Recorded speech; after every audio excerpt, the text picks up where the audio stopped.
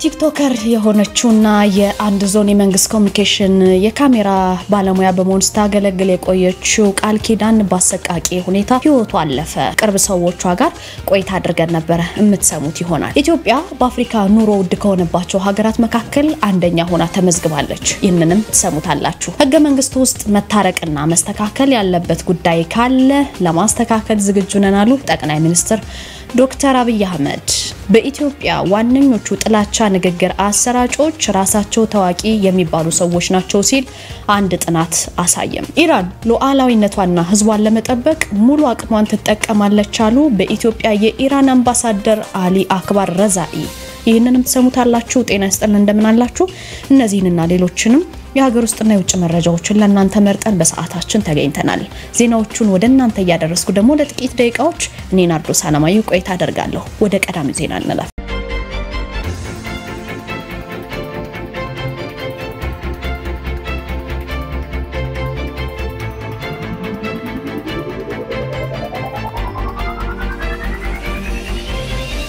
ከመደበኛ የመንግስት ስራዋ ጎን ለጎን በቲክቶክ ማህበራዊ ሚዲያ ላይ ሊሊ ቭሎግስ በመስራት የዕለት ውሎቿን እንቅስቃሴዎቿን ከልጆቿ ጋር የምታሳልፋቸውን ጊዜ በማጋራት የምትታወቀው ግለሰብ ቃል ኪዳን ህይወቷ አልፏል። በቅርቡም በዚሁ የማህበራዊ ሚዲያ ከድምጻዊት ቬሮኒካ ዳነ ዘንድ ቀርባ ማበረታቻ ሽልማት መረከቧ የምናስታውሰው ነው። ብዙዎቻችሁ ካላያችሁት ይህንን ቪዲዮ ላሳያችሁ።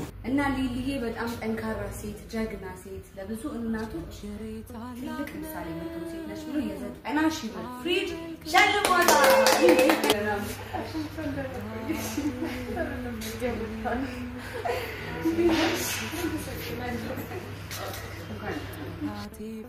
እንግዲህ በቲክቶክ ስሟ ሊሊ ቭሎግ ነው የምትታወቀው። ትክክለኛ ስሟ ደግሞ ቃል ትባላለች። ቃልዬ በጣም ጠንካራ ሴት ነው። ሊሊ ልበሽ ሊሊ በጣም ክርስቶስን በጣም ጠንካራ ሴት ዘፈን አታዳምጥም። ዘፈን አዳማጭ አይደለችም። እንዲሁ ትወደኛለች እና በጣም ጠንካራ ሴት ነች። ጠዋት ተነስታ የሁለት ልጆች እናት ነች። ልጆቿን ትታትሳም ብላ ደግሞ ሌላ ስራ ደግሞ ትሰራለች። ኬክ ትሰራለች። እስቲ ሁሉንም ነገሯን ከሷን ሰማለን። ግን በጣም ጠንካራ ሴት በጣም የምትገርም ሴት ነች።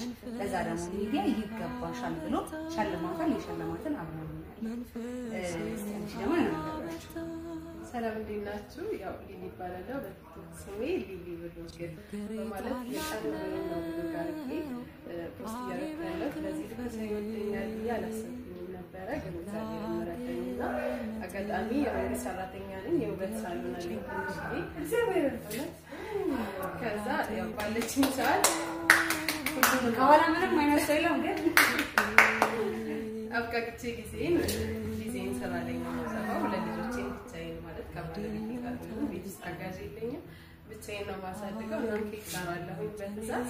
ፍሪጅ አጋጣሚ ተበላሽቶ ሁለት ተሰራና አልሰራም አለ። በቃ ተስፋ ቆርጬ ብሎጌ ላይ ስለማስገባው እናቴ ቤት ነው ማስቀምጠው ምናምን ስል የ100 ብር ቻሌንጅ እናስጀምርና ፍሪጅ እንግዛላት የሚል ኮሜንት መጣ። በዛ መሰረት ቪዲዮ ሰራውና ሰው ያለውን እያስገባልኝ ነበረ። ቪዲዮ ሲደረሰና ሚዲያዎች ሜንሽን አድርገሽ ኮንታክታሽን ያወራል ያለሽበት እናመጣለን ብለውኝ ነበር። እኔ ግን ኮንታ ነው የምኖረው ደቡብ ምዕራብ ውስጥ።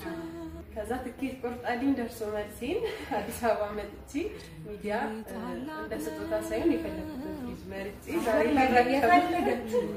ልረከብ መጥቻለሁና አንቺንም ሚዲያንም ፎሎወሮቼንም ይሄን ሀሳብ ያመጡትን ሁሉንም በዚህ አጋጣሚ አመሰግናለሁ ማለት ፈልጋለሁ። እናመሰግናለን። አበባውን አስቀምጪልኝና እንትን ፍሪጁን ታሳየና የማለትሽ ሊትሩ ትልቅ ነው እና ሪኮመንድ አድርጋኝ ነበር። ያው ለኬኮቹ ስፔስ ስላለ ጥሩ ነው ብላ ሪኮመንድ አድርጋኝ ነበር። ግን ቤቴ አስባሩም ስለሆነ ከዚህ ዛሞ ሰደም 400 ምናምን ኪሎ ሜትር ስለሆነ እኔ መረጥኳት ያችኛውና ምን ያህል ነው ዋጋው? ይሄው 70 ምናምን ሺህ ብር ነው ዋጋው። ለኛው ከፍ ሁለተኛው ደግሞ ይሄ ነው። የፋን ሲስተም አለው። በጣም ቆንጆ ፍሪጅ ነው። እናቴ ቤት ያለው ፍሪጅ አጋጣሚ ይሄ ነውና ፍሪጁን አውቃለሁ። እና እኛው እናትሽ ቤት ያለው ሚዲያ ነው። ማዘር በጣም እንወዶታለን እናመሰግኖታለን ሚዲያን ስለሚጠቀሙ።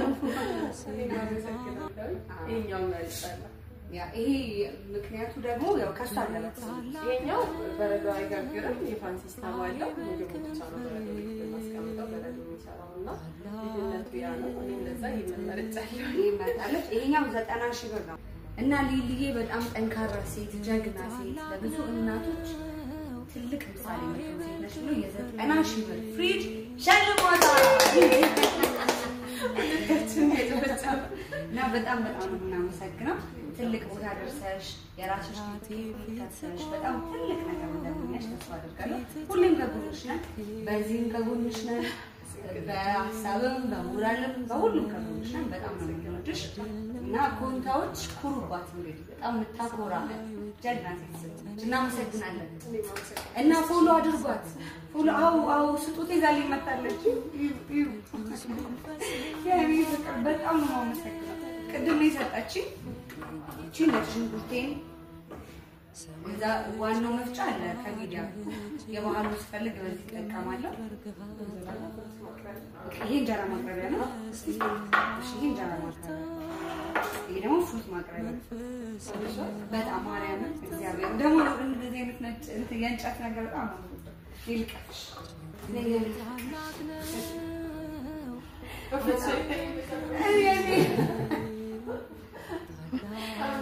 በጣም እናመሰግናለሁ እንወድሻለን እግዚአብሔር ከፍ ያድርግሽ ትልቅ ቦታ ያሰብሽውን በሙሉ እግዚአብሔር መድኃኒዓለም እና እግዚአብሔር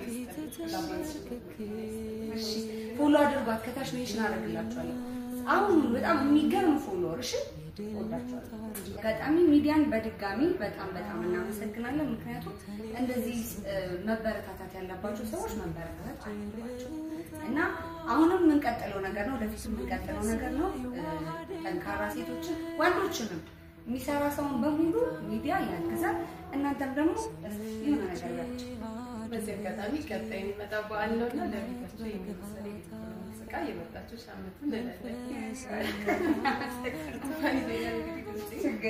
ሚዲያ ለሁል ጊዜ የሁል ጊዜ ምርጫ ይሁን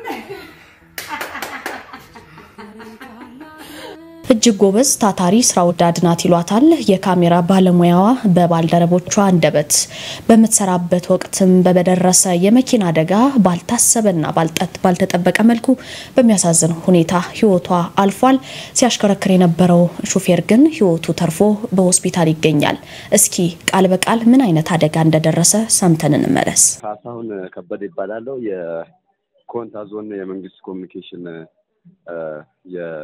ማህበራዊ ሚዲያ አስተዳደር አስተባባሪና ሚዲያ ባለሙያ ነኝ እንግዲህ በዞናችን በትላንትናው ዕለት በአንድ ፕሮግራም ነበረ በአካባቢው በተነበረው በጸጥታ ችግር ምክንያት በምዕራብ ኦሞና በኮንታ ዞን አካባቢዎች የነበረው ጸጥታ ችግር ለመፍታት የክልሉ ከፍተኛ ስራ ኃላፊዎች የክልሉ ርዕሰ መስተዳድር ዶክተር ኢንጂነር ነጋሽ ዋገሽን ጨምሮ በሚገኙበት መርሃ ግብር ለመገኘት ሚዲያ ስራ ሽፋን ለመስጠት እዛው በቦታው እየደረስን ባለንበት ወቅት ከፊት የካሜራ ባለሙያ የሆነችው ባልደረባችን ቃል ኪዳን መለሰ ወይም በቅጽል ስሟ ልሌ የምትባል ልጅ አጋጣሚ ከፊት ሆና ፓትሮል መኪና ላይ ሆና ቀረጻ እያካሄደች ነበር በጊዜው እንግዲህ እኔ ከኋላ በሌላ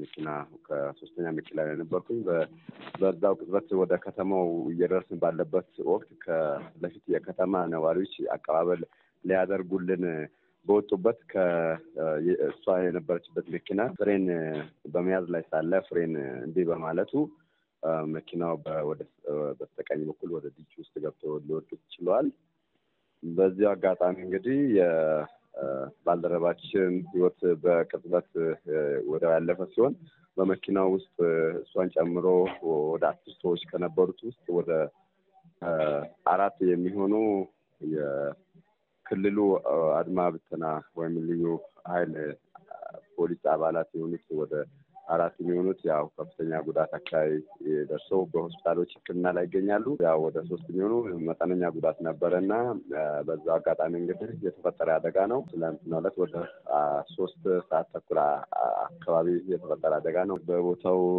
ያለን እንግዲህ ከኛ መኪና ፊት አንድ እንደዚህ የጸጥታ የፌደራል ፖሊስ መኪና ነበር። ከሱ ቀጥሎ አልፎ ነው እንግዲህ ከፊት ይሄ ልዩ ያለ መኪና የነበረውና የነበረው ሁኔታ በፍጥነት እየሄድን ነበርና ያው ከፊት መሪም መኪኖች ስለነበሩ ያ ቀዳሚ መኪና ስለነበረ ከፊት እየፈጠነም የነበረበት ሂደት ነበር። አንደኛው ምክንያት ይሄ እንደሆነ ነው። ሁለተኛው ደግሞ ከደረሰን በኋላ ፍሬን እምቢ እንዳለው ነው እንግዲህ በአካባቢው ከሱም ከሹፌሩም እንግዲህ በህይወት ተርፏን ሕክምና የተደረገለት ይገኛል። ከሹፌሩም ልናጣራ የቻልነው ፍሬን ብሎት አጋጣሚ መንገዱ የአሸዋማ ቦታ ነው። በጣም በአሸዋ እንትን ያለ ስለሆነ ፍሬኑን አሸዋ ጎትቶ ቢጭ እንደገባ ነው መረጃ ያለውና ይህ የፍሬን እምቢ ማለትና እንደዚህም ከፍጥነት በላይ ማሽከርከር ነበረበት።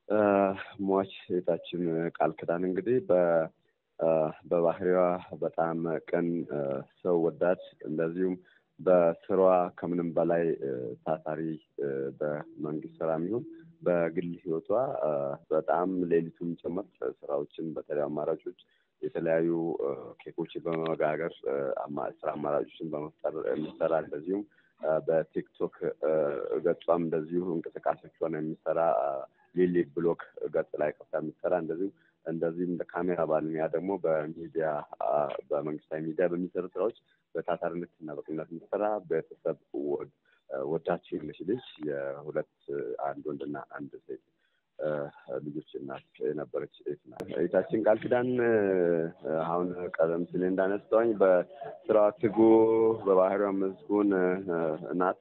በዛው እንግዲህ በተለያዩ በቲክቶክ ገጿም በሌሎች ገጾቿም የተለያዩ ማህበራዊ ህይወቷንም የምትለቅበት ነበር። በአጋጣሚ የምትጠቀምበት የቤት ፍሪጇ በመበላሸት ምክንያት ያ እንደው ተበላሽቶብኛል በሚል ማህበራዊ ሚዲያ ላይ ለቃ ቬሮኒካ እንግዲህ በምትሰራውና በምታደርገው እንቅስቃሴ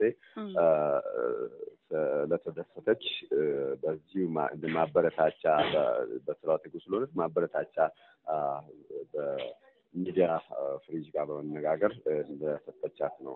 እኛ እንደ መንግስትም እንደ ባልደረባም በተለያዩ ሚዲያ አማራጮች ማዘናችን ስንገልጽ ቆይተናል። አሁንም እንግዲህ ከቤተሰብ ጋር በጋራ ሀዘኖቻችንን እየገለጽን እንገኛለን። እንግዲህ በሚዲያም የሚያውቃትም ቤተሰብ ወዳጅ ዘመድም እንግዲህ በልባይ መጽናናትን የተመኘን እንግዲህ ነፍስ ይማረን እንመኛለን። ወይዘሮ ቃል ኪዳን መለሰ ከእናትና ከአባቷ በመስከረም ወር 1986 በኦሮሚያ ክልል አርሲ ዞን አሰላ ከተማ ነበር የተወለደችው። እድሜዋ ለትምህርት ሲደርስ ደግሞ እስከ 12ኛ ክፍል በአማያ ከተማ ትምህርቷን እየተከታተለች ነበር። ነገር ግን ለካሜራ ሙያ ከፍተኛ ፍቅር ስላላት በዛ የተነሳ በካሜራ ባለሙያነት ዲፕሎማ እንዲሁም ደግሞ በአካውንቲንግ የትምህርት ዘርፍ ዲግሪዋን ይዛለች። ቃል ኪዳን ባለትዳርና ያንድ ወንድ እንዲሁም ያንድ ሴት ልጅ እናት ስትሆን በደረሰባት ያልታሰበ አደጋ በትላንትናው ዕለት በተወለደች በ31 ዓመቷ ይህችን ዓለም ተሰናብታለች ማለት ነው። በተመሳሳይ በሙያው በግዳጅ ላይ ያለም ድንገተኛ አደጋ በገጠመው ግለሰብ ላይ ትላንትና ቀብር ስነ ስርዓቱ ተፈጽሞለታል። ባጋጠመው አደጋ የሰውን ህይወት ለመታደግ ሲል መስዋዕት የሆነው የአደጋ ጊዜ ሰራተኛም የቀብር ስነ ስርዓቱ መፈጸሙን ሰምተናል። በእሳትና አደጋ ስጋት አመራር ኮሚሽን የአደጋ ጊዜ ሰራተኛ የነበረው ዮናታን ገብረ የተባለ ግለሰብ በአዲስ ከተማ ክፍለ ከተማ ባጋጠመ ድንገተኛ አደጋ በአደጋ ውስጥ የነበሩ ሌሎችን ሰዎች ለማትረፍ ለመታደግ ሲል መስዋዕት ሆኗል። የቀብር ስነ ስርዓቱ የኮሚሽኑ ከፍተኛ የአዲስ ከተማ ክፍለ ከተማ አስተዳደር አመራሮች እንዲሁም በርካታ ሰዎች በተገኙበት ሰኔ 12 ቀን ትላንትና በቀጨኔ መድኃኔዓለም ቤተክርስቲያን ተፈጽሟል ማለት ነው። የእነዚህ ሁለት ወጣት ግለሰቦች ሞት በርካቶችን ያሳዘነና ልብን የሰበረ ሆኗል።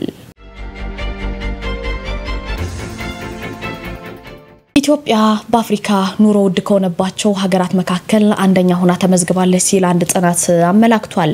ናምቢዮ የተባለ ጥናት በኑሮ ውድነት፣ የመኖሪያ ቤት ጉዳይ፣ የጤና አጠባበቅ፣ ትራፊክ፣ ወንጀል፣ አየር ብክለትን ጨምሮ ወቅታዊ መረጃዎችን የሚያወጣ ጥናት ነው። ጥናቱን የተካሄደው በኢትዮጵያ ላይ ያካሄደው በአፍሪካ በአጠቃላይ ያካሄደው ጥናት ኢትዮጵያ በአፍሪካ የመጀመሪያዋ ኑሮ ውድ የሆነባት ሀገር ናት ሲል ነው ያሰፈረው ማለት ነው። በኑሮ ውድነት በሌሎችም ጉዳዮች ላይ በየጊዜው ወቅታዊ መረጃዎችን የሚሰጥ ነው። የከተሞችን ሀገራትን እንዲሁም ደግሞ ሌሎችንም የዓለማችን ክፍሎች በአሃዝ ወይም ደግሞ በስታቲስቲክስ ሊተነተኑ የሚችሉ መረጃዎችን የሚሰጥ ነገር ነው አስተማማኝ የመረጃ ምንጭ ነው ብዙዎቻችሁ ኢንተርኔት ላይ ገብታችሁ ማየት ትችላላችሁ በተጨማሪም በዓለም አቀፍ ደረጃ የሚወጡ ትክክለኛ የስታቲስቲክ መረጃዎችን ዋቢ አድርገው በርካቶች ይዘግባሉ አሁን ያወጣው መረጃ ደግሞ ምንድነው የሚለው በዓለም አቀፍ ደረጃ በተጠናከረ መልኩ የተለያዩ ምርምሮችን ይፋ ያደርጋል በዓለም ትልቁ የኑሮ ውድነት ያሉ ሀገራትን ዝርዝር ያወጣል እንደ አፍሪካም ያወጣል እንደ አፍሪካ ሲያወጣ ኢትዮጵያ በአፍሪካ ኑሮ ውድ ከሆነባቸው ሀገራት መካከል አንደኛ ላይ ናት ብሎ መዝግቧታል ማለት ነው የኑሮ ውድነት ማውጫው 2025 cost of living index by country 2025 በሚል ርዕስ የወጣው ሪፖርት የሚያሳየው ምንድነው ከሌሎች አፍሪካ ሀገራት ጋር ሲነጻጸር ኢትዮጵያን አሁን ላይ በመገብ በትራንስፖርት እንደ ሬስቶራንት ባሉ ምን ተጠቀማቸው መሰረታዊ ነገሮች ላይ የበለጠ ገንዘብ ያወጣሉ ኢትዮጵያን ብሏል በዓለም ደረጃ 53ኛ ደረጃ ላይ ሲያስቀምጣት የኑሮ ውድነት ማውጫዋን ደግሞ 46.5 ነው ይሄ ከተዘረዘሩት የአፍሪካ ሀገራት ሁሉ የሚበልጥ አድርጎታል ማለት ነው ስለዚህ በአፍሪካ ከሚገኙ ሀገራት ኢትዮጵያ ሀገራችን የመጀመሪያውን ደረጃ በኑሮ ውድነት ትይዛለች እንደ ሪፖርቱ የሸቀጣ ሸቀጥ ዋጋ ከፍተኛ መሆን ደግሞ ኢትዮጵያ ቀዳሚ ደረጃ ላይ እንደተቀመጥ ካደረጉት ዋና የሚባሉ ምክንያቶች አንዱ ነው ይሄም ዝቅተኛ ገቢ ላይ የሚኖሩ ቤተሰቦች ወጫቸውን መሸፈን ኑሯቸውን መኖር እየከበዳቸው መምጣቱን በመተመለከቱት መልኩ ያወጣው ጥናት ያመለክታል ህገ መንግስቱ ውስጥ መታረቅና መስተካከል ያለበት ጉዳይ ካለ ለማስተካከል ዝግጁ ነን ሲሉ ጠቅላይ ሚኒስትር ዶክተር አብይ አህመድ ተናግረዋል በዋናና ወሳኝ ጉዳዮች ህገ መንግስቱ መታረቅ መስተካከል ያለበት ነገር ካለ እኛ ዝግጁዎች ነን ሲል ነው ጠቅላይ ሚኒስትሩ የተናገሩት ታዲያ ጠቅላይ ሚኒስትሩ ከመላው ኢትዮጵያ ከተወጣጡ ተፎካካሪ ፖለቲካ ፓርቲ ተወካዮች ጋር ውይይት ባደረጉበት ጊዜ ህገ መንግስትን መቀየር የመንግስት ስራ ብቻ አድርጎ የመውሰድ ችግር አለ ይሄ የመንግስት ወይም ደግሞ መንግስት በህገ መንግስት የተፈጠረ እንጂ ህገ መንግስቱ ፈጣሪ ቀዳጅና አጥፊ እንዳልሆነ ነው ያነሱት መሰል ሐሳብም እንደማያዋጣ አስረድተዋል መንግስት በህገ መንግስቱ ጥላ ስር የተፈጠረ አንድ አካል በለውጥ ውስጥ ደግሞ አንድ ተዋይ መሆኑን የተናገሩት ጠቅላይ ሚኒስትሩ ብቻውን መቀደድና መቀየር የሚችል ከሆነ ከትላንቱ የተለየ አይሆንም እኛም ይሄንን አንደግፍም ነው ያሉት እኛ የምንፈልገው በውይይት በንግግር በመከከር ለለውጥ ለልማትና ለአንድነት የሚጠቅሙ ጉዳዮችን ቅድሚያ በመስጠት በጊዜ ያስተካከለንና ያረምን መሄድ ነው ሲሉ ነው ጠቅላይ ሚኒስትሩ ያስገነዘቡት በአንጻሩ ቀዶ እንደገና መጻፍ ይቻላል ነገር ግን ይህ የምናስባት ኢትዮጵያን አይፈጥርልንም ነው ያሉት ከናንተ ጋር አንድ አካል ሆነን በዋናውና ወሳኝ ጉዳዮች ህገ መንግስቱ መታረቅ መስተካከል ያለበትን ጉዳይ ለማስተካከል ዝግጁ ነን ስለዚህ ለዚህ ማካታች ሀገራዊ ምክክር እንደሚያስፈልግ ብለዋል እሳቸው እንደማንኛውም ቀደምት የኢትዮጵያ መንግስትና አሁንም እንዳሉት የአፍሪካ መንግስታት ህገ መንግስቱ መቀየር የሚያስችል ስልጣን ቢኖረንም ትክክል ነው ብለን አናምንም ስለሆነም ጉዳዩን ከሚመለከታቸው አካላት ጋር በመወያየት ጊዜ ሰጥቶ መፈተሽ እንደሚያስፈልግ ከተቃዋሚ ፓርቲዎች ጋር ባደረጉት ምክክር አጽንኦት ሰጥተው ጠቅላይ ሚኒስትሩ መልእክት አስተላልፈዋል በኢትዮጵያ ዋነኞቹ ጥላቻ ንግግር አሰራጮች ታዋቂ የሚባሉ ሰዎች እንደሆኑ አንድ ጥናት አሳይቷል ጥናቱን ያካሄደው ኢትዮጵያ መገናኛ ብዙሃን ባለስልጣን ነው የማህበራዊ ሚዲያን በመጠቀም ሐሰተኛ የተሳሳቱና የጥላቻ ንግግሮችን በከፍተኛ ደረጃ የሚያሰራጩት በጽሁፍና በተንቀሳቃሽ ምስል እንደሆነም በጥናቱ አሳይቷል ሐሰተኛና የጥላቻ ንግግሮች በብዛት የተሰራጩት በፌስቡክ በቴሌግራም በቲክቶክ እንደሆነ ነው የተነገረው ጥናቱ ምንድነው የሚለው ከ50% በላይ የሚሆነው የጥላቻ ንግግር የሚሰራጨው ታዋቂ በሚባሉ ሰዎች ነው የሚለው የጥላቻ ንግግሩ ትኩረት ያደረገው ደግሞ በዋናነት የፖለቲካ አመለካከት ባላቸው ሰዎች ላይ እንዲሁም ደግሞ ባለስልጣን መስሪያ ቤቱም በጥናት ይሄንን ለይቻለው ብሏል ከፖለቲካ በተጨማሪም ሃይማኖትና ብሔር በሁለተኛ ሶስተኛ ደረጃ መቀመጣቸውን የሰማነው ይህም ፖለቲካን የተመለከተ የጥላቻ ንግግር 77% ነው ሃይማኖት ላይ የሚሰነዘር የጥላቻ ንግግር 6% ነው በማንነትና በብሔር ላይ ደግሞ 15% የጥላቻ ንግግር እንዲሁም ሐሰተኛ መረጃ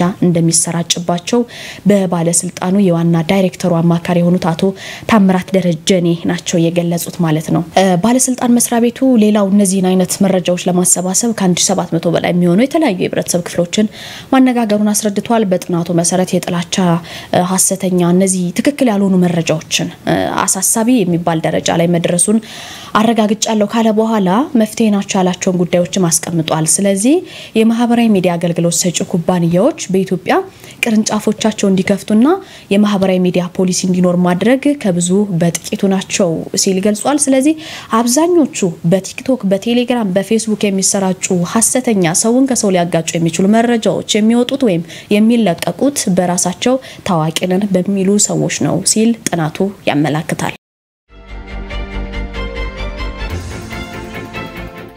ኢራን ሉዓላዊነቷንና ህዝቧን ለመጠበቅ ሙሉ አቅሟን ትጠቀማለች ሲሉ በኢትዮጵያ የኢራን አምባሳደር አሊ አክባር ረዛኢ ተናግረዋል። አሃዱ እንደዘገበው ከባለፈው ሳምንት አርብ ጀምሮ የእስራኤል መንግስት በኢራን እስላማዊ ሪፐብሊክ ግዛት ላይ የሚፈጽመው ጥቃት ለመመከት ሉዓላዊነቷን ህዝቧን በሙሉ አቅሟ ለመጠበቅ ኢራን ዝግጁ ናት ሲሉ በኢትዮጵያ የኢራን እስላማዊ ሪፐብሊክ አምባሳደር አሊ አክባር ረዛኢ ናቸው የተናገሩት። ተከታትለን እንመለስ።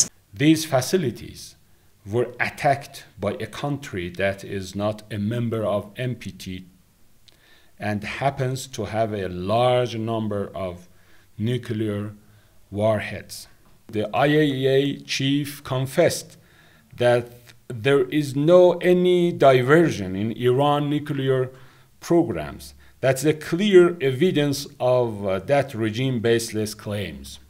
We are mourning for the loss of children like Shukufa and like Amir Ali and many other children and women. Remember that Israel regime attack has been done in the middle of 5 rounds of negotiation between the Islamic Republic of Iran and the United States of America. So it is obvious that who is peacemaker and who is warmonger. አምባሳደሩ በዛሬው ዕለት በሰጡት መግለጫ ምንድነው ያሉት? ከእስራኤል ጥቃት ራሷን የመከላከል ተፈጥሯዊ መብቷን ትጠቀማለች ኢራን ነው የሚሉት። እስራኤል የተባበሩት መንግስታት ድርጅት ቻርተርን አንቀጽ በመጣስ በሉዓላዊቷ የኢራን እስላማዊ ሪፐብሊክ ላይ ጥቃት ፈጽማለች እያሉ ነው አምባሳደር ራዛኢ። ኢራንም በመንግስታቱ ድርጅት ቻርተር አንቀጽ 52 መሰረት ራሷን የመከላከል መብት አላት ሲሉም ነው የገለጹት እሳቸው። በዚህም እኛ ጦርነቱን አልጀመርነውም፣ ነገር ግን ህዝባችንና ሀገራችን ሙሉ አቅማችን በመጠቀም ለመጠበቅ ዝግጁ ነን ብለዋል አምባሳደር ራዛኢ። ስለዚህ የእስራኤል ጽዮናውያን አገዛዝ የኢራንን ሰላማዊ ኒኩሌር ተቋማትን የጥቃት ኢላማ አድርጓል ብለዋል እሳቸው። በኒኩሌር ተቋማት ላይ ደግሞ ጥቃት መፈጸም በአካባቢ ላይ የሚያደርሰው ጉዳትም ለሁሉም ግልጽ ነው ሲሉ ነው ያብራሩት እንደምትመለከቷቸው። ከዚህ ባሻገር ደግሞ የዓለም አቀፉ የአቶሚክ ኤነርጂ ኤጀንሲ ኃላፊ ባደረጉት ፍተሻ እስራኤል ኢራን የኒኩሌር ቦምብ ልትሰራ ነው ስትል ያቀረበችውን ክስ ሐሰት እንደሆነ ማረጋገጣቸው ነው አሃዱ የዘገበው። አምባሳደር ረዛኢ በመግለጫቸው ሆስፒታሎች፣ ብሔራዊ ሬዲዮና ቴሌቪዥን ህንጻዎች፣ የመኖሪያ ቤቶችና ንጹሃኖች በእስራኤል ጥቃቶች ኢላማ ተደርገዋል ብለዋል። ይህም የ3 ወር ህፃናትና ነፍሰ ጡር ሴቶችን ሳይቀር በርካቶች ተገድለዋል ብለዋል። በተጨማሪም ደግሞ የእስራኤል አገዛዝ ጥቃት የሰነዘረው ኢራንና አሜሪካ በኒኩሌር ጉዳይ ላይ ለ5 ዙር ያክል ውድድር ያደረጉ ባሉበት ወቅት ነው ይህንን የተናገሩት አምባሳደሩ። ይህንን ማን ሰላም ፈላጊ ነው ማን ጸራጫ አጫሪ ነው የሚለውን በግልጽ የሚያሳይ ነገር ነው ሲሉ ነው የጠቆሙት ማለት ነው በመግለጫቸው። በተያያዘ ዜና እስራኤል በመትፈጽመው ጥቃት አሜሪካ የምትሳተፍ ከሆነ ሲኦል ይፈጠራል ብለዋል የኢራን ባለስልጣናት በበኩላቸው። እስራኤል በኢራን ላይ በመትፈጽመው ተደጋጋሚ ጥቃት አሜሪካ ጇን የምታስገባ ከሆነ በአጠቃላይ በቀጠናው ገሃነም እንደሚፈጠር የኢራን ምክትል የውጭ ጉዳይ ሚኒስትር ናቸው ለቢቢሲ የተናገሩት። ይሄ የአሜሪካ ጦርነት አይደለም ያሉት እሳቸው የአሜሪካው ፕሬዝዳንት ዶናልድ ትራምፕ በዚህ ከተሳተፉ ግን በማይመለከታቸው ጦርነት ውስጥ የገቡ ፕሬዝዳንት ሆነው ሁሉ ጊዜም ይታወሳሉ ነው ያሉት ምክትል የውጭ ጉዳይ ሚኒስትሩ። ጨምረው የአሜሪካ ጣልቃ ገብነት ግጭቱን ወደ አረንቋነት እንደሚለውጠው ቁጣው ተባብሶ እንደሚቀጥልና የሚፈጸመው ጭካኔ ደግሞ ይሄ በጣም ጭካኔ የተሞላበት ጥቃት ማብቂያ እንደሚያዘገየው ነው የተናገሩት። ግጭቱ ተባብሶ ይቀጥላል እንደማለት ነው። ሚኒስትሩ ይህን ያሉት በኢራን የሚሳኤል ጥቃት በደቡብ እስራኤል የሚገኘው ሶሮካ ሆስፒታል ከተመታ በኋላ ነው። የሶሮካ ሆስፒታል የኢራን የመንግስት መገናኛ ብዙሃን እንዲሁም ደግሞ ጥቃቱ ሆስፒታሉን ሳይሆን ከሆስፒታሉ አጠገብ የሚገኝ ወታደራዊ ስፍራን ኢላማ እንዳደረገ ነው እየተዘገበ የሚገኘው። የሁለቱ ሀገራት ግጭት 7ኛ ቀኑን ይዟል። ተባብሶ መቀጠሉም እንደምትመለከቱት ነው። በዚህም እንግዲህ የኢራን አምባሳደር በኢትዮጵያ በሰማችሁት መልኩ መግለጫ ሰጥተዋል።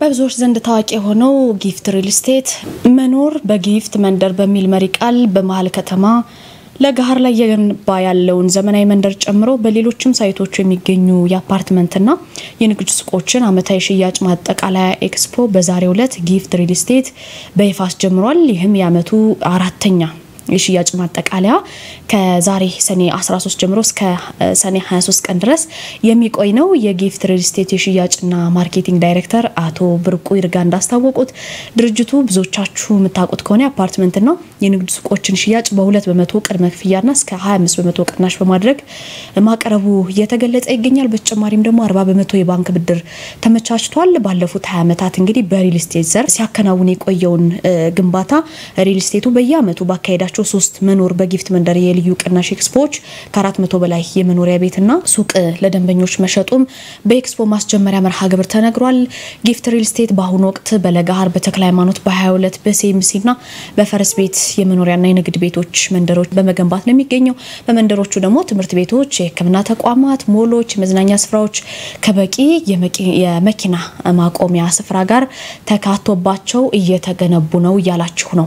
ስለዚህ ይሄንን እድል እንድትጠቀሙ ጊፍት ሪል ስቴት እያስታወቀ ይገኛል።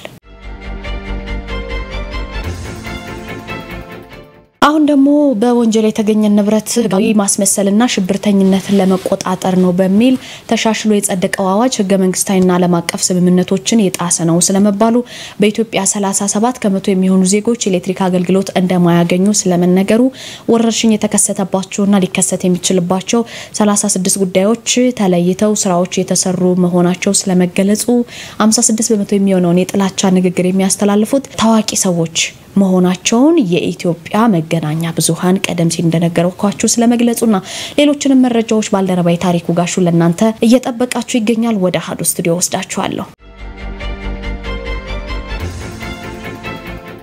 የዕለቱን አሃዱ ልሳን ማለዳ የመራው ታሪኩ ጋሹ በመስተንግዶ እንዲሁም ቴክኒኩን በመቆጣጠር ያለም ስራ ዘውዱ አብራናችሁ ቆይታ ያደረግን እንገኛለን።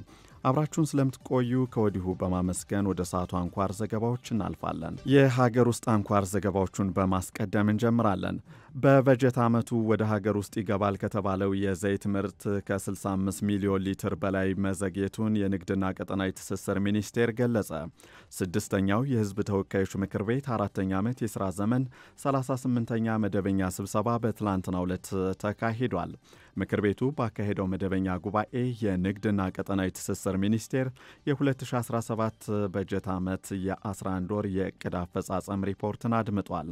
በዚህም የንግድና ቀጠናዊ ትስስር ሚኒስቴር ሚኒስትር ዶክተር ካሳሁን ጎፌ የ11 ወራት ሪፖርቱን አቅርበዋል። በሪፖርቱም በተለይ የስኳርና ዘይት አቅርቦትን ከልማት ድርጅቶች ጋር በመሆን በገበያ ውስጥ ያለውን ፍላጎት በማሟላት የዋጋ ንረትን መቆጣጠር ተችሏል ሲሉ ገልጸዋል። የስኳር ምርትን ለክልሎችና ከተማ አስተዳደሮች ለማሰራጨት 1,320,160 ኩንታል ስኳር መቅረቡን አንስተዋል። እንዲሁም የዘይት ተደራሽነትን ለማስፋት መንግስት በፈቀደው የውጭ ምንዛሬ በመጠቀም 121 ሚሊዮን ሊትር የምግብ ዘይት ለማቅረብ ታቅዶ ከመንግስት የልማት ድርጅቶች ግዢ የተፈጸመው 55 ሚሊዮን 960 ሺህ ሊትር በኮታ ክፍፍል መሰረት ተሰራጭቷል ብለዋል። ነገር ግን 65 ሚሊዮን 340 ሺህ ሊትር ዘይት በዓለም አቀፍ ደረጃ ጨረታውን ያሸነፉ አቅራቢዎች በገቡ ስምምነት መሰረት ለመንግስት ልማት ድርጅቶች በወቅቱ ባለማቅረባቸው ሊዘገይ ችሏል ሲሉ ገልጸዋል። ይህንም ለማስተካከል የክትትል ስራ እንደሚሰራም አንስተዋል። እንዲሁም በበጀት ዓመቱ መጀመሪያ ወራት የማክሮ ኢኮኖሚ ማሻሻያ መደረጉን ተከትሎ የሸማቹን ማህበረሰብ ጥቅም የሚጎዳ የዋጋ ጭማሬ በስፋት የታየበት ወቅት መሆኑን ጠቁመዋል። ችግሩን ለመከላከል የማክሮ ኢኮኖሚ ማሻሻያና የንግድ መዋቅሩን ሂደት ግንዛቤ ለመስጠትም ተሞክሯል ብለዋል። ለዚህም ህገወጥ ተግባራትን ሲፈጽሙ በተገኙ 110577 የንግድ ድርጅቶችና ነጋዴዎች ላይ አስተዳደራዊ እርምጃዎች ተወስደዋል ሲሉ ገልጸዋል። በተጨማሪም ነዳጅን ጨምሮ ከህገ ወጥነት የተወረሱ ምርቶች ሽያጭና በህገ ወጦች ላይ በክልሎችና በፌዴራል ደረጃ 221 ሚሊዮን ብር ገቢ ለመንግስት መደረጉን ሚኒስትሩ ገልጸዋል። 56 በመቶ የሚሆነውን የጥላቻ ንግግር የሚያስተላልፉት ታዋቂ ሰዎች መሆናቸውን የኢትዮጵያ መገናኛ ብዙሃን ባለስልጣን ገለጸ። የኢትዮጵያ መገናኛ ብዙሃን ባለስልጣን በትላንትናው ዕለት ባወጣው የአንድ ዓመት የሐሰተኛ ንግግርና ጥላቻ ንግግር ጥናት መሰረት ከፍተኛ ቁጥር የሚወስዱት ታዋቂ ሰዎች መሆናቸውን ገልጿል። በጥናቱ ሌሎችም ከፍተኛ ድርሻ ያላቸው ቢሆንም 56 በመቶ የሚሆነውን የጥላቻ ንግግር የሚያሰራጩት ግን ታዋቂና ተጽዕኖ ፈጣሪ ግለሰቦች መሆናቸውን የባለስልጣኑ ዋና ዳይሬክተር አማካሪ ታምራት ደጀኔ ተናግረዋል። የጥላቻ ንግግሩ በዋናነት የሚያተኩረው 77 በመቶ የሚሆነው የግለሰቦች የፖለቲካ አስተሳሰብ ላይ ሲሆን ብሔርና ሃይማኖት በተከታይነት የሚቀመጡ ናቸው። በጥናቱ ላይ ሁለተኛ ከፍተኛ ጥላቻ ንግግር ይደረግባቸዋል ተብለው ከሚገለጹት ውስጥ ብሔር 15 በመቶ ሲሆን ሃይማኖት ደግሞ 6 በመቶውን እንደሚይዝም በጥናቱ ተረጋግጧል። ሐሰተኛ መረጃው የተላለፈባቸው መንገዶች ደግሞ በአብዛኛው ሐሰተኛ መረጃው የተሰራጨበት አውድን በመጠቀም ሆኖ ሲገለጽ፣ ይህም ማለት የቆየ ድርጊትን አዲስ አድርጎ የማቅረብ አዝማሚያ እንደሚታይበትም ተገልጿል። ከዚህ በተጨማሪም አሳሳች መረጃዎችን የማቅረብና የማይገናኙ ጉዳዮችን አገናኝቶ የማቅረብ ሂደት በሐሰተኛ መረጃዎች ላይ ከሚስተዋሉ ጉዳዮች መካከል መሆኑን ባለስልጣኑ አጠናውት ባለው ጥናት አቅርቧል።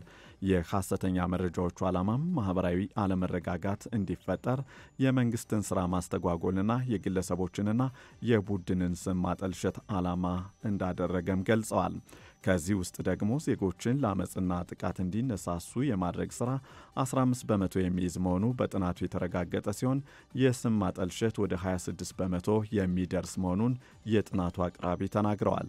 የጥላቻ ንግግርን በመግለጽ አካሄድ ከማህበራዊ ሚዲያ በተጨማሪ የመገናኛ ብዙሃን 26 በመቶ ድርሻ ያላቸው መሆኑን የገለጸው ባለስልጣኑ ግለሰቦች ደግሞ 17 በመቶ ድርሻ እንዳላቸው ገልጿል። ጥናቱ በዋናነት የማህበራዊ ሚዲያ ላይ ትኩረት ያደረገ ቢሆንም ከዚህ በመቀጠል የመገናኛ ብዙሃን ላይም ትኩረት የሚያደርግ ጥናት እንደሚሰራም የባለስልጣኑ አማካሪ ታምራት ደጀኔ ተናግረዋል። የመገናኛ ብዙሃንም ከማህበራዊ ሚዲያ በመቀጠል ከፍተኛ የጥላቻ ንግግር የሚተላለፍባቸው መሆኑን ባለስልጣኑ ገልጿል። በትግራይ ክልል የሚንቀሳቀሱ የሲቪክ ማህበራት በሰብአዊ እርዳታዎች ላይ ዘረፋ የሚፈጽሙ አካላትን ለሕግ ለማቅረብ የገንዘብ እጥረት ችግር እንደሆነባቸው ገለጹ።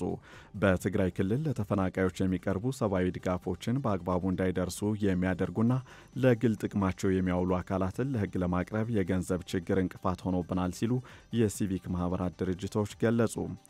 በተጨማሪም በክልሉ ያለው አለመረጋጋት ተግዳሮት እንደሆነባቸው በክልሉ የሚንቀሳቀሱ ማህበራት ተናግረዋል። በትግራይ ክልል ከሚንቀሳቀሱ የሲቪክ ማህበራት አንዱ የሆነው የቅድሚያ ለሰብአዊ መብት ዳይሬክተር የሆኑት አቶ ተስፋለም በርሄ ለአሃዱ እንደተናገሩት በትግራይ ክልል የሚቀርቡ የእርዳታ እህሎች ላይ ዝርፊያ ይፈጸማል። እንደ ማህበር ባለብን የበጀት እጥረት ምክንያት ተከታትሎ ሊመለከተው የሚችል የህግ አካል ለማጋለጥም አልቻልንም፣ ወደ ፍርድ ቤትም ማቅረብም እንቅፋት ሆኖብናል ብለዋል። ነገር ግን ከማህበረሰቡ የሚደርሱንን ጥቆማዎች መሰረት አድርገን ለሚመለከተው አካል ጥቆማ እየሰጠን እንገኛለን ሲሉ ገልጸዋል። አክለውም ለተፈናቃይ የሚቀርበውን እህል ለፖለቲካ ዓላማ የሚያውሉ አመራሮች አሉ ሲሉም ገልጸዋል። ሌላው አህዱ ያነጋገራቸው የጽላል የምዕራብ ትግራይ የተፈናቃዮች ሲቪል ማህበረሰብ ድርጅት ስራ አስፈጻሚ አቶ ጸጋዬ ተጠምቀ እንደተናገሩት በክልሉ ያለው አለመረጋጋት እነዚህን ነገሮች ለሚመለከተው አካል ለማሳወቅ አዳጋች አድርጎብናል ሲሉ ገልጸዋል። ክልሉ ሙሉ በሙሉ ሰላም አለመሆኑና የተረጋጋ መንግስት አለመኖሩ የሚገባውን እህል ለመቆጣጠር አዳጋች ያደርገዋል ሲሉም ተናግረዋል። አክለውም አሁን ላይ በክልሉ ያሉ ተፈናቃዮች የከፋ ችግር ውስጥ ናቸው፣ ትኩረት ሊሰጣቸው ይገባል ሲሉም አሳስበዋል። አሁን ላይ ትኩረት ተሰጥቶ መሰራት ያለበት ተፈናቃዮችን ወደ ቀያቸው መመለስ ላይ ነው ሲሉም አክለዋል። በወንጀል የተገኘ ንብረት ህጋዊ ማስመሰልና ሽብርተኝነትን ለመቆጣጠር ነው በሚል ተሻሽሎ የጸደቀው አዋጅ ህገ መንግስታዊና ዓለም አቀፍ ስምምነቶችን የጣሰ ነው ተባለ። በቅርቡ የህዝብ ተወካዮች ምክር ቤት 6ኛው የህዝብ ተወካዮች ምክር ቤት 4ኛ ዓመት የሥራ ዘመን 37ኛ መደበኛ ስብሰባ ላይ በወንጀል የተገኘ ንብረትን ህጋዊ በማስመሰልና ሽብርተኝነትን በገንዘብ መርዳት ወንጀልን ለመከላከል የቀረበውን ረቂቅ አዋጅ በ3 ተቃውሞና በአንድ ድምፅ ታቅቦ በአብላጫ ድምፅ ማጽደቁ ይታወሳል። በዚህ አዋጅ ላይ ወንጀሎችን ለመመርመር የተመደበ ግለሰብ በስራ ላይ ያለ በሚወስደው ማንኛውም ህጋዊ እርምጃ ከግድያ ወንጀል በስተቀር የወንጀል ክስ አይቀርብበትም የሚል ድንጋጌም ተካቷል። አሃዱም የአዋጁ መጽደቅን ተከትሎ ከሰብአዊ የመብት ጥሰት አኳያ እንዴት ይታያል? ከህገ መንግስቱና ኢትዮጵያ ከፈረመቻቸው ድንጋጌዎች ጋር ሳይጣረስም ወይ ሲል የህግ ባለሙያዎችን ጠይቋል። እንደ ሀገር በወንጀል የተገኘ ንብረትን ህጋዊ በማስመሰልና ሽብርተኝነትን በገንዘብ መርዳት በወንጀል እንደሚያስጠይቅ በ2005 ዓ.ም በወጣ ህግ ላይ ሰፍሯል ሲሉ ያስታወሱት የህግ ባለሙያው አቶ ጥጋቡ ደሳለኝ ሲሆኑ አሁን የተሻሻለው ህግ ግን በህገ መንግስቱ ድንጋጌ አንቀጽ 18 ላይ የሰብአዊ መብት አያያዝን የሚጥስና ከህገ መንግስታዊ ድንጋጌው በተቃርኖ የቆመ ጥናት ያልተደረገበትም ውሳኔ ነው ሲሉ ተናግረዋል። በዓለም አቀፍ ደረጃ ኢትዮጵያ ከፈረመቻቸው አስገዳጅ ህጎች ውስጥ የዜጎች አካላዊ ደህንነትን ማስጠበቅ አንዱ ነው ሲሉ ያስገነዘቡት ባለሙያው ነገር ግን ኢትዮጵያ በዓለም አቀፍ ደረጃ እንደዚህ አይነት ውሳኔ ሊወስኑ ይችላሉ ከሚባሉ ሀገራት ቀዳሚ ሆና መጥታለች ሲሉ ለአሃዱ ተናግረዋል። ሽብርተኝነትን መከላከል የአንድ ሀገር መንግስት ኃላፊነት ነው። ቢሆንም ይህንን አይነት ውሳኔ መወሰን ማለት ምንም አይነት ትችትን አለመቀበል እንዲሁም ህገ መንግስትን አለማክበር ከዚህ ባሻገርም በቡድን ውሳኔ ላይ የተመሰረተ ነው ሲሉ ገልጸዋል። ሌላኛው የህግ ባለሙያ ካሳሁን ሙላቱ በበኩላቸው ከላይ የተነሳውን ሐሳብ የሚጋሩ ሲሆን በአንቀጽ 18 ላይ እንደተደነገገውም ሆነ በዓለም አቀፍ ደረጃ ኢትዮጵያ የፈረመቻቸውን ድንጋጌዎች የጣሰ ነው ሲሉ ለአሃዱ ተናግረዋል። አሁንም ቢሆን መንግስት አዋጁን ወደ ማስፈጸም ከማለፉ በፊት ሊያመጣ የሚችለውን የሰብአዊ መብት ጥሰት በጥልቀት ሊመክርበት ይገባል ሲሉ የህግ ባለሙያዎቹ አሳስበዋል። ወረርሽኝ የተከሰተባቸውና ሊከሰትባቸው የሚችላቸው 36 ጉዳዮች ተለይተው ስራ እየተሰራባቸው መሆኑ ተገለጸ። የወባና የዝንጀሮ ፈንጣጣን ጨምሮ 36 ወረርሽኝ በተከሰተባቸውና ሊከሰትባቸው የሚችሉ ጉዳዮች ተለይተው በትኩረት እየተሰራባቸው መሆኑን የኢትዮጵያ ህብረተሰብ ጤና ኢንስቲትዩት ለአሃዱ አስታውቋል። የኢንስቲትዩቱ ዋና ዳይሬክተር ዶክተር መሳይ ኃይሌ አሁን የተከሰቱ ወረርሽኞችን ለመቆጣጠርና ከዚህ ቀደም ተከስተው የነበሩ ወረርሽኞች ደግሞ ዳግም እንዳያንሰራሩ ለማድረግ የተለያዩ የዝግጅት ስራዎችን በማጠናከር ላይ እንገኛለን ሲሉ ተናግረዋል።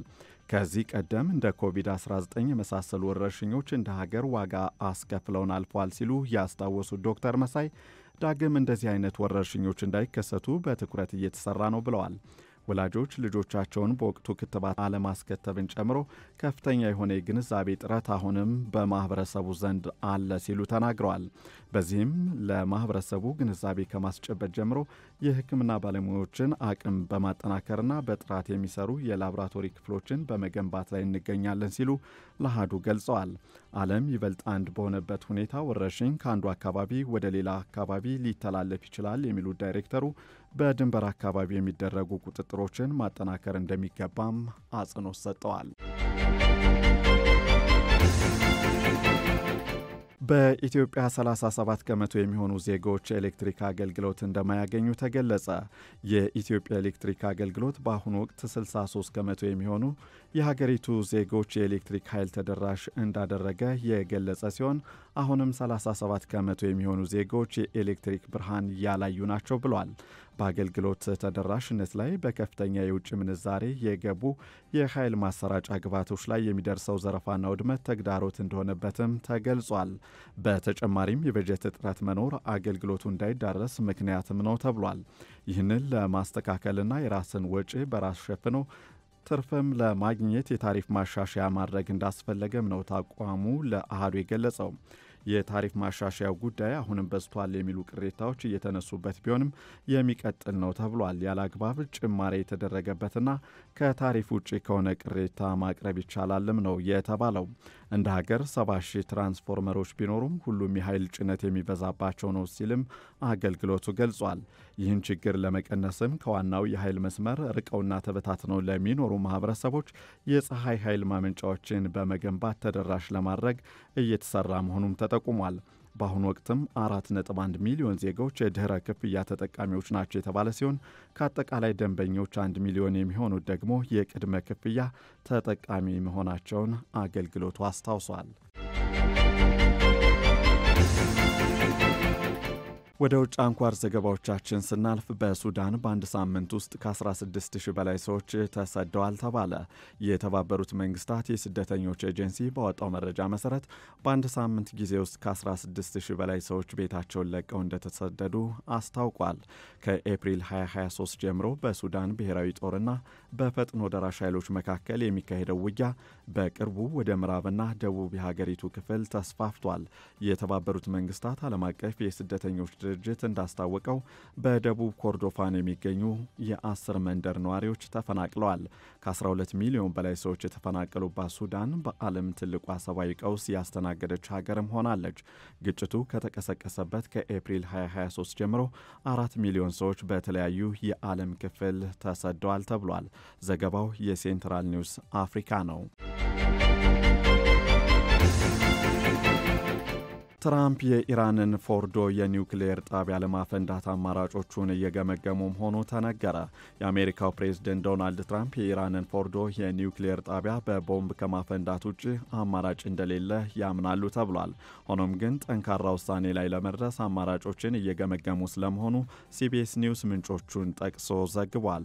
ፎርዶ የኒውክሌር ጣቢያን እስካሁን የእስራኤል የጦር መሳሪያ ሊደርስበት አልቻለም ተብሏል።